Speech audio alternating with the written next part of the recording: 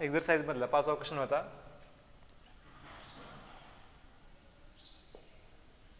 Find the inverse of following matrices by adjoint method. हा question होता. Okay. Factor आणि तिसरा आहे डिटर्मिनंटची व्हॅल्यू काढायची. ठीक आहे. तर आपण सॉल्व करू. या ठिकाणी अगोदर आपण डिटर्मिनंटची व्हॅल्यू काढून घेऊ. Determinant of A equals to -1 5 -3 2 equals to या दोघांचा गुणाकार -2 मायनस या दोघांचा गुणाकार -15 3 5 15 इक्वल्स टू हे -2 मायनस मायनस या ठिकाणी प्लस होईल हे 15 इक्वल्स टू 15 मधून 2 गेले राहिले या ठिकाणी 13. ओके. हा झाला डिटर्मिनंट. त्याच्यानंतर आपल्या याचे मायनर एलिमेंट काढायचे M11 M12 M21 आणि M22 4 व्हॅल्यू. ओके. पहिला रो पहिला कॉलम डिलीट केला या ठिकाणी राहिलं 2 हे 2. त्याच्यानंतर पहिला रो दुसरा कॉलम डिलीट केला हा पहिला रो आणि हा दुसरा कॉलम राहिला या ठिकाणी -3. त्याच्यानंतर दुसरा रो पहिला कॉलम हा दुसरा रो आणि पहिला कॉलम या ठिकाणी राहिलं 5. दुसरा रो दुसरा कॉलम दुसरा रो हा दुसरा कॉलम डिलीट केला राहिला या ठिकाणी -1. हे झाले आपले मायनर एलिमेंट. त्याच्यानंतर कोफॅक्टरचे कोफॅक्टर आपण इंडिकेट करतो ए या लेटरने कॅपिटल लेटरने. Okay. That is equals to या दोघांची बेरीज करायची 1 + 1 2. जर इथं ऑड नंबर जर आला तरच काय करायचं या ठिकाणी फक्त साईन चेंज करायची जे की मायनर एलिमेंट आहे त्याचे. ओके. हे इथे इव्हन नंबर सम संख्या येते शल्स लिहून टाका. हे 2 A12 equals to 1 + 2 = 3 odd number आहे मग या ठिकाणी -3 येते. इथं काय येईल हे +3 च्या अपोजिट. 2 + 1 इथं सुद्धा काय येईल बघा 2 + 1 म्हणजे 3. इथं 5 आहे तर इथं -5. इथं A22 equals to 2 2 that is 2 + 2 4 even number हेच शल्स -1. Okay. Then cofactor of A equals to म्हणजे जे आपण काढले कोफॅक्टर फक्त या ठिकाणी आपल्या डिटर्मिनंटमध्ये लिहायचं मॅट्रिक्समध्ये लिहायचं. A11 बघा 2 आहे 1 2 3 -5 आणि -1. त्याच्यानंतर याचे ॲडजॉइंट ऑफ ए इक्वल्स टू ॲडजॉइंट बघा पहिला रो पहिल्या कॉलममध्ये लिहा 2 3 हा पहिला रो पहिल्या कॉलममध्ये हा दुसरा रो दुसऱ्या कॉलममध्ये लिहा -5 -1 हा झाला ॲडजॉइंट.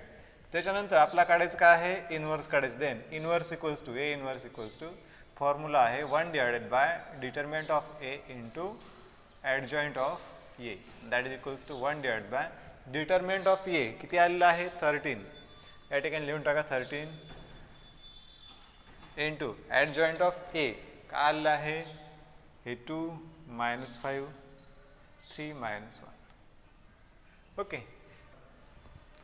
दुसरा काय आहे बघा 2 - 2 4 3 2 - 2 4 3. देन याचा अगोदर डिटर्मिनंट काढून घेऊत आपण. डिटर्मिनंट ऑफ ए बी कोणताही मॅट्रिक्स कन्सिडर करा. ठीक आहे. याचा डिटर्मिनंट हे 2 - 2 4 3 दॅट इज इक्वल्स या दोघांचा गुणाकार करा 3 × 2 6 मायनस या दोघांचा गुणाकार करा -8 that is equal 6 + 8 that is equals to 8 आणि 6 14. त्याच्यानंतर याचे minor element M11 M12 M21 आणि M22 याचे मायनर एलिमेंट काढतो. ओके. मायनर एलिमेंट काढण्यासाठी सोपी पद्धत कोणती आहे डायरेक्ट जर 2 रो आणि 2 कॉलम असतील तर काय करायचं झड सेप हा असा. ओके. झड कसा तयार होतो उलटा झड हा असा. इथला एक एलिमेंट घ्यायचा दुसरा तिसरा आणि हा चौथा. बघा हा 3 4 -2 आणि +2 चेक करू तर आपण बरोबर आहे का 1 1 पहिला रो पहिला कॉलम कटला, हा पहिला रो पहिला कॉलम कटला, सॉरी पहिला रो आणि पहिला कॉलम 3, पहिला रो दुसरा कॉलम 4 M12, दुसरा रो पहिला कॉलम, हा दुसरा रो पहिला कॉलम -2, त्यानंतर दुसरा रो आणि दुसरा कॉलम या ठिकाणी राहिलं शिल्लक 2. ओके, म्हणजे बरोबर आहे. त्यानंतर याचे कोफॅक्टर काढू. A11 A12 A21 A22 equals to, बघा 1 + 1 2, 2 आलं हे जशाच लिहून टाकायचं. 1 + 2 3 आलं, याच्या ऑपोजिट यायचं -4. 2 + 1 3 आलं, ऑपोजिट हे +2. 2 + 2 4, जशाल तसं 2. हे झाले कोफॅक्टर. कोफॅक्टर ऑफ ए इक्वल्स टू, बघा कोफॅक्टर 3 हे -4 हे 2 आणि हे 2. देन आपल्याला पाहिजे ॲडजॉइंट. ॲडजॉइंट ऑफ ए इक्वल्स टू, पहिला रो पहिल्या कॉलममध्ये 3 -4, दुसरा रो दुसऱ्या कॉलममध्ये 2 2. त्याच्यानंतर inverse, A inverse equals to 1 divided by determinant of A into adjoint of A, that is equals to 1 divide by determinant of A आपण काढलेला आहे.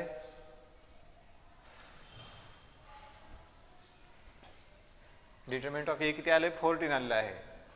हे 14 इंटू ॲडजॉइंट ऑफ ए वर काय आलेलं आहे? ॲडजॉइंट ऑफ ए आहे हे. ओके, हे 3 2 -4 आणि 2.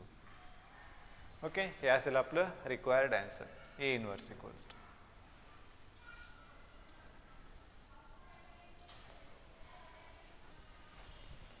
थर्ड वन, पहिल्या रो मध्ये आहे 1 0 0 1 0 0, दुसऱ्या रो मध्ये आहे बघा 3 3 0 आणि तिसऱ्या रो मध्ये आहे 5 2 -1 5 2 -1. ओके, अगोदर आपण याचा डिटर्मिनंट काढून घेऊत. हा 1 0 0 3 3 0 5 2 -1, दॅट इज इक्वल्स टू, किंवा याच्या खालीच लिहूत. ठीक आहे, हे बघा 1, हे 1 लिहिलं. ह्या 1 वर एक उभी आणि आडवी लाईन ड्रॉ केली आपण. या 1 वर उभी आणि आडवी काय राहते शिल्लक या ठिकाणी? हे 3 0 2 -1. ओके, त्याच्यानंतर दुसरा एलिमेंट आहे 0, हे -0. 0ने कशालाही मल्टिप्लाय केलं तर 0च भेटणार आहे. ओके, त्या ठिकाणी आपण लिहूत बघा हे 0. ओके, याच्यावर एक आडवी आणि उभी लाईन, तर इथं राहते 3 0 5 -1 प्लस हा तिसरा 0, याच्यावर एक उभी आणि आडवी लाईन ड्रॉ केली. काय राहते बघा शिल्लक? 3 3 5 2. याला सिम्प्लिफाय करूत आपण 1. 3 × -1 -3, 2 × 0 -0. इथं मायनस हे 0 इंटू पूर्ण टर्म म्हणजे 0 येईल. 0 इंटू हे +0, काही फरक पडणार नाही. हे 1, इथं -3 -0 म्हणजे -3, that is equals to -3. Determinant आपल्याची व्हॅल्यू भेटली आपला -3. ओके, त्याच्यानंतर आपला काढायचं minor element. M11 equals to, पहिला रो पहिला कॉलम डिलीट केला. पहिला रो पहिला कॉलम, इथं काय राहिलं बघ शिल्लक? 3 0 2 -1. M12 पहिला रो आणि दुसरा कॉलम डिलीट केला. काय राहते? 3 0 5 -1. M13 इक्वल्स टू, पहिला रो आणि तिसरा कॉलम डिलीट केला. काय राहिली शिल्लक या ठिकाणी? 3 3 5 2. त्याच्यानंतर M21 इक्वल्स टू, दुसरा रो आणि पहिला कॉलम डिलीट केला म्हणजे राहिली इथे 0 0 आणि 2 -1. त्याच्यानंतर M22, दुसरा रो दुसरा कॉलम, हा दुसरा कॉलम डिलीट केला. राहते काय ठिकाणी? 1 0 5 -1 1 0 5 minus 1 m23 equals to दुसरा रो आणि तिसरा कॉलम, हा दुसरा रो तिसरा कॉलम 1 0 5 2, त्याच्यानंतर m31 equals to 3 1, हा तिसरा रो आणि पहिला कॉलम 0 0 3 0 0 0 3 0 m32, हा तिसरा रो आणि दुसरा कॉलम 1 0 3 0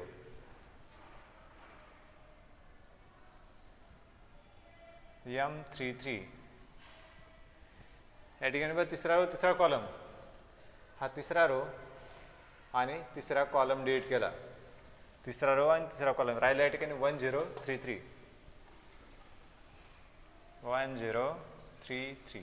याला आता आपण सिम्प्लिफाय करून बघा, या ठिकाणी 3 इंटू -1 हे -3, 2 इंटू 0 0 भेटणार आहे म्हणजे आपला आन्सर भेटला -3.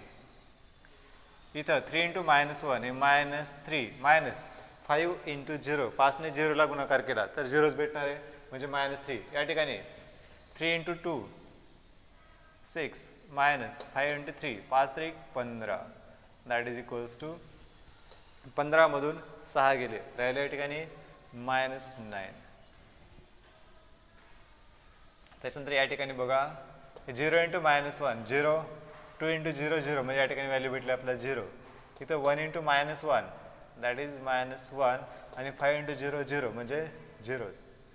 या ठिकाणी 1 इंटू 2 हे 2 मायनस 5 इंटू 0 इथे भेटेल 0, या लिहायची गरज नाही आहे. 0 इंटू 0 आणि 3 into 0 0च, 1 into 0 0 minus 3 into 0 0 0, 1 into 3 हे 3 मायनस 3 इंटू 0 0. ओके, त्याच्यानंतर कोफॅक्टर या ठिकाणी लिहतो आपण a11 equals to 1 1 1 plus 1 is 2. Okay, जशाल तसं -3 a12, इथं बघा 1 2 दिसतंय, इथं 1 प्लस 2 3 -3 आहे म्हणजे इथं लिहायचं +3 1 3 a13 इक्वल्स टू 1 प्लस 3 किती होते 4 होते. ओके, जशाल तसं हे -9. त्याच्यानंतर a21 2 प्लस 1 3, इथं जे आहे त्याच्या ऑपोजिट, पण इथं 0 आहे म्हणून काही गरज नाही आपल्या या ठिकाणी डायरेक्ट 0 लिहायचं. इथं 2 2 a22 इक्वल्स टू 2 प्लस 2 किती होते 4 होते. ओके, 4 म्हणजे इवन नंबर, जसं -1 a23 इक्वल्स टू दिसते ना. ओके, हां a23 2 प्लस 3 5. ओके, म्हणजे ऑपोजिट, इथं 2 आहे इथं -2. त्याच्यानंतर a31 3 प्लस 1 4 4 म्हणजे इवन नंबर, जसं 0. a32 3 plus 2 5 5 is odd number, पण या ठिकाणी आहे 0 म्हणून या ठिकाणी काही चेंज करायची गरज नाही 0. नंतर a33 इक्वल्स टू 3 प्लस 3 6, जसं आलं तसं हे 3. Okay, then cofactor of a equals to, बघा या ठिकाणी 1 1 पहिला रो कॉलमच्या ठिकाणी 3 आहे -3 पहिला रो दुसरा कॉलमच्या ठिकाणी हे 3, पहिला रो तिसरा कॉलमच्या ठिकाणी -9. ओके, नंतर 0 -1 2 हे 0 -1 2 सॉरी -2 0 0 3 हे 0 0 3, हे झाले आपले cofactor. Then adjoint of a equals to, पहिला रो पहिल्या कॉलममध्ये -3 3 9, हा पहिला रो आपण पहिल्या कॉलममध्ये दिला. त्याच्यानंतर दुसरा रो 0 -1 -2, त्यानंतर तिसरा रो 0 0 3, हे झाले आपले adjoint. Okay, therefore a inverse equals to, therefore a inverse equals to 1 divided by determinant of A into adjoint of A formula लिहायचा आहे. ओके, खालचं दिसतंय ना या ठिकाणचं, A inverse equals to 1 divide by determinant of A ची value काय आली बघा -3. A inverse equals to determinant of A ची व्हॅल्यू बघा -3 आहे इंटू जो काही ॲडजॉइंट आहे तो लिहून टाका. -3 0 0 हे 3 -1 0 हे 9 -2 आणि 3 हेच असेल आपलं रिक्वायर्ड आन्सर. या ठिकाणी -3 आपण मध्ये मल्टिप्लाय करू शकतो. ओके, -3 ने मल्टिप्लाय केल्यानंतर आपला ज्या व्हॅल्यू कॅन्सल होतात ते कॅन्सल करा, अदरवाईज ॲज इट इज ठेवून द्या. ओके, क्वेश्चन आहे 1 2 3 पहिल्या रोमध्ये. त्याच्यानंतर बघा दुसऱ्या रोमध्ये आहे 0 to 4 0 2 4 आणि तिसऱ्या रोमध्ये आहे 0 0 5 0 0 5. ओके, अगोदर आपल्या या ठिकाणी काय काढायचे, डिटर्मिनंट काढायचं. आपण डिटर्मिनंट काढू.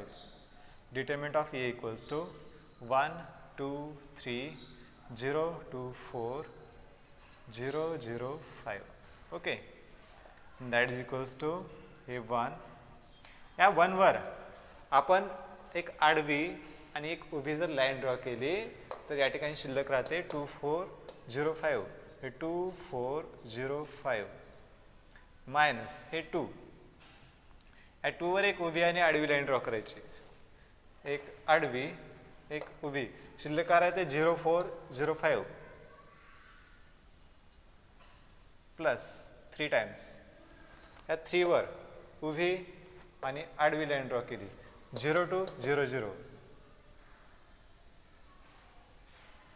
दॅट इज इक्वल्स टू इथं 2 into 5 10 मायनस 0 into 4 0 मायनस हे 2 टाइम्स. इथं बा 0 into 5 0 into 4 म्हणजे काय होणार आहे 0 मायनस 0 होणार आहे. 0 ने 5 ला गुणाकार केला 0, 0 ने 4 ला केला 0 प्लस 3 टाइम्स 0 ने 0 ला 0, 0 ने 2 ला 0. Okay, that is equals to 1 of 10 minus 0 10. बाकी सर्व काय येईल -2 into 0 -0 0 सर्व 0 होऊन जाईल. Okay, that is equals to याची व्हॅल्यू भेटेल आपल्याला 10. हे पूर्ण 0 होईल. 0 - 0 0च. 2 ने 0 ला गुणाकार केला 0, 3 ने 0 ला केला 0 भेटेल. 3 भेटणार नाही किंवा या ठिकाणी 2 भेटणार नाही. त्याच्यानंतर आपण काढू त्या ठिकाणी minor element M11 equals to पहिला रो आणि पहिला कॉलम डिलीट केला आपण. पहिला रो पहिला कॉलम डिलीट केला, राहिला या ठिकाणी 2 4 0 5 हे 2 4 0 5. M12 पहिला रो आणि दुसरा कॉलम, हा पहिला रो दुसरा कॉलम, राहिला या ठिकाणी 0 4 0 5. M13 पहिला रो तिसरा कॉलम 0 2 0 0. त्याच्यानंतर M21 दुसरा रो पहिला कॉलम 2 3 0 5. त्याच्यानंतर M22 दुसरा रो आणि दुसरा कॉलम हा डिलीट करा 1 3 0 5. M23 दुसरा रो आणि तिसरा कॉलम 1 2 0 0. M31 तिसरा रो आणि पहिला कॉलम, हा तिसरा रो पहिला कॉलम 2 3 2 4 2 3 2 4. M32 तिसरा रो दुसरा कॉलम डिलीट केला 1 3 बघा तिसरा रो आणि दुसरा कॉलम 1 3 0 4. त्यानंतर M33 इक्वल्स टू तिसरा रो आणि तिसरा कॉलम, तिसरा रो तिसरा कॉलम, राहिला या ठिकाणी 1 2 0 2. याला सिम्प्लिफाय करूत आपण. बघा या ठिकाणी 2 × 5 10 minus 0 × 4 0 that is equals to 10. 0 × 5 0 minus 0 × 4 झिरोच भेटणार आहे. या ठिकाणी या दोघांचा गुणाकार 0 × 0 0 0 × 2 0 0 2 × 5 हे 10 मायनस 0 × 3 0 भेटणार आहे. मग आपण या ठिकाणी लिहिणार नाही आता. 1 × 5 5 मायनस 0 × 3 0 1 × 0 0 0 × 2 0 0 2 × 4 8 मायनस 2 × 3 6 इक्वल्स टू 8 मधून 6 गेले राहिले या ठिकाणी 2. 1 × 4 4 मायनस 0 × 3 0 इथं 1 × 2 हे 2 मायनस 0 × 2 0. ओके, हे झाले आपले minor element. Then cofactor A11 equals to 10 जशाच लिहून टाका. A1 नंबर आहे A12 1 + 2 3 ऑड नंबर पण इथं आहे 0 0 A13 1 3 0 आहे काही फरक पडणार नाही 0. A21 2 + 1 3 ऑड नंबर या ठिकाणी फरक पडतो 10 आहे इथं -10. त्याच्यानंतर A22 किती आहे 5 याच्यामध्ये पण सुद्धा काही फरक पडणार नाही. 2 + 2 काय आहे 4 A1 नंबर आहे. A23 equals to 2 + 3 5 odd number आहे म्हणजे चेंज होईल पण या ठिकाणी 0 आहे काही फरक पडणार नाही. A31 3 + 1 4 इथे किती आहे 2 आहे जशाल तसं. A32 3 + 2 काय होईल 5.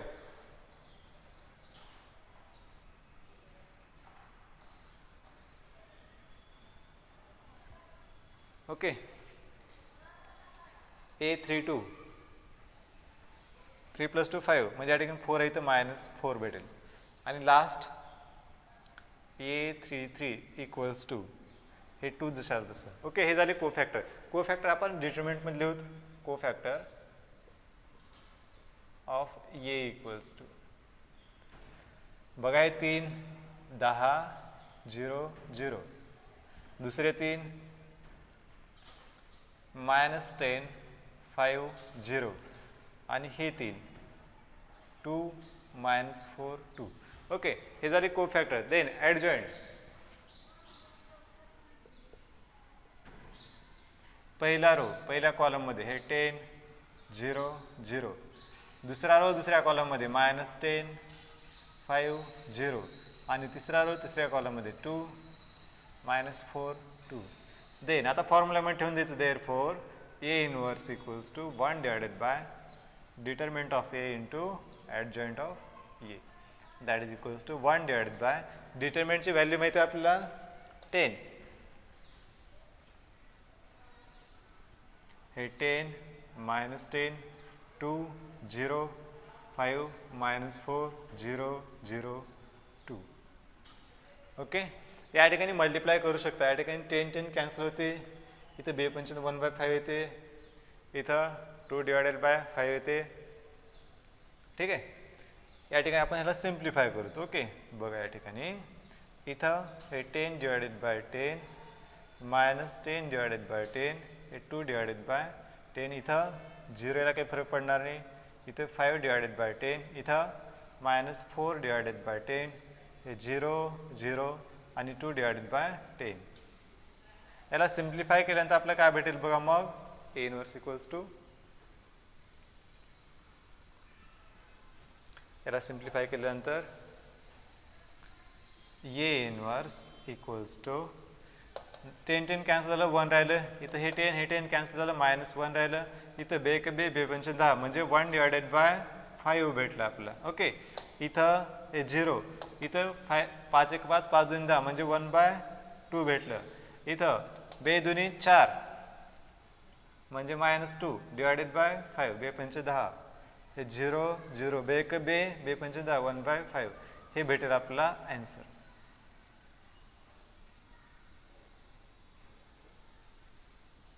ओके.